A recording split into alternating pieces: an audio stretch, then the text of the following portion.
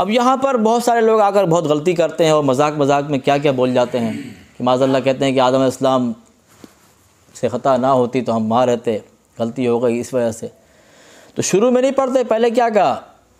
وَإِذْ قَالَ رَبُّكَ لِلْمَلَائِكَةِ إِنِّي جَاعِلٌ فِي الْأَرْضِ، شروع میں تو رب نے کہا ہے میں نے زمین کے لیے بنایا ہے۔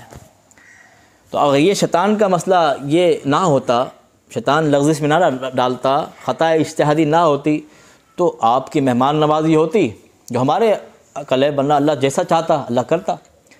بنایا تو زمین کے لیے تھا آدم علیہ السلام کو، جتنی مہمان نوازی ہوتی اس کے بعد اللہ فرماتا جائیے آپ زمین میں اتر جائیے۔ یہ تو ایک چیز سسٹم بن گیا، تو یہ چیز بیان کی جا رہی ہے۔ اس سے یہ نہیں کہا جا سکتا کہ معاذ اللہ آدم علیہ السلام سے گناہ ہو گیا اور ظالموں سے ہو گئے۔ بات سمجھ میں آ رہی ہے؟ تو اس لیے ہمیں بنایا ہی زمین کے لیے تھا۔ پھر یہاں پر کیا اعزاز ملے گا آگے سنیں، آپ کو بات سمجھ میں آئے گی۔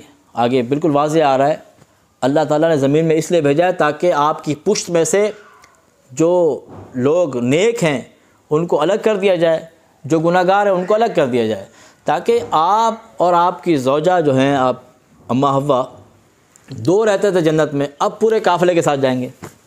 جیت تو آپ کی ہے نا، پوری ٹیم لے کر جائیں گے جنت میں، ٹھیک ہے، نیک لوگوں کو لے کے جائیں گے۔ آگے پورا واقعہ آ رہا ہے۔